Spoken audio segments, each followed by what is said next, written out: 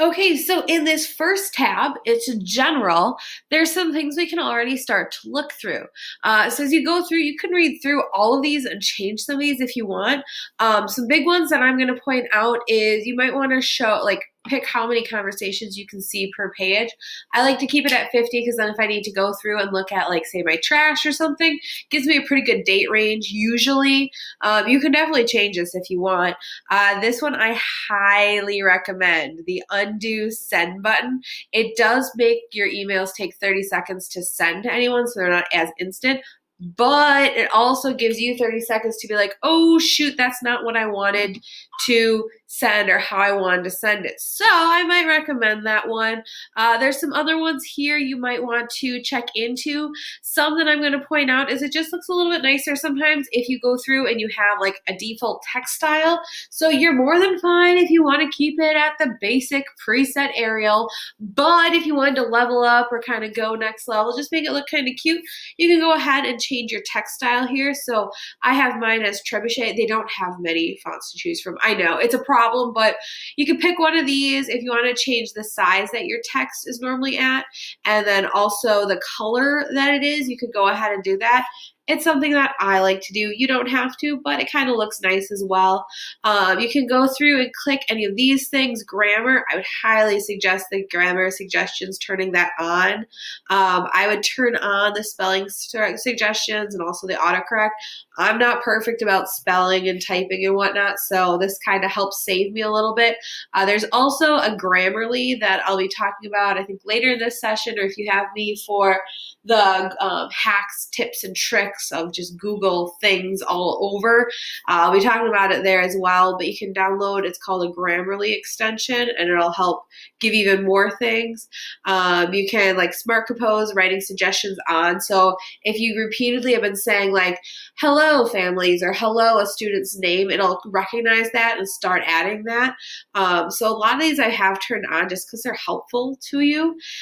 Here's where you can add nudges to your emails. So this is like if you sent an email and you haven't gotten a response back, after a few days, Gmail will send you like, hey, did you want to follow up on this? And sometimes this can be really good because if you've sent an email to a parent and they haven't responded to you, it'll be like, hey, no, this person never responded to you. Do you want to contact them again to see what's going on?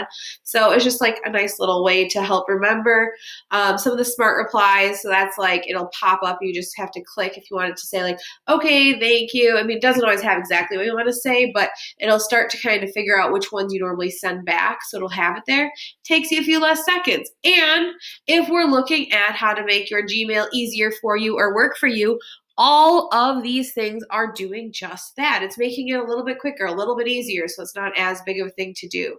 You can turn on your desktop notifications if you want or not. I did turn them on and my school computer, and then they were always popping up in my corner. And not that I have any bad emails coming, but just sometimes I don't want an email to show up, especially if it has a student's name in it. So I leave it turned off. But like for my personal computer at home, I have it turned on because it pops up for me. So you can decide on that. I might suggest not having it on just so there's some information that's not accidentally shared. Keyboard shortcuts, turn this on. We're going to come back to this later, and that's where there's going to be some shortcuts. You can add your picture here.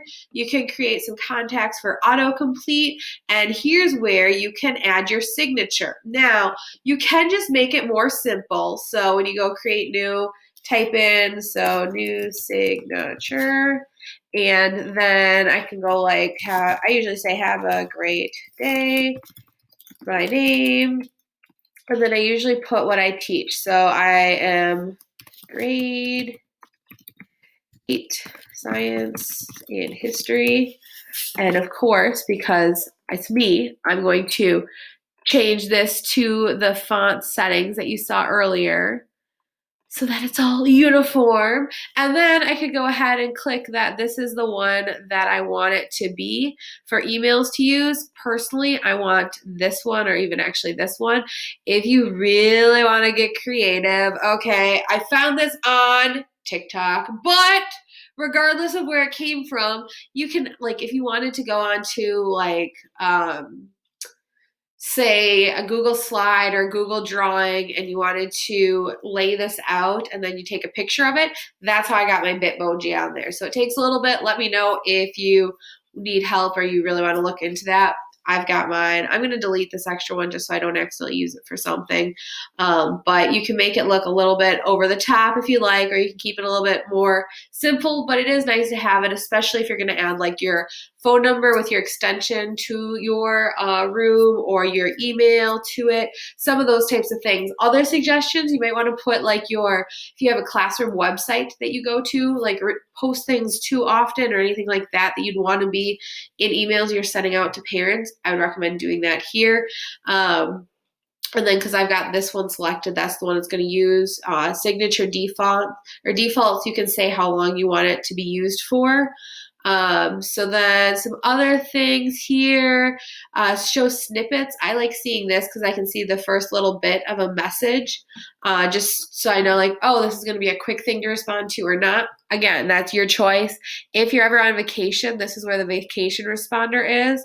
And those are the big things that I wanted to point out in general. So if you need to take a minute, go back, check on that, go ahead and do that. Otherwise, I'm going to head to the labels next. So stop on over there in just a bit. Before you go though, at the bottom here, it says save changes.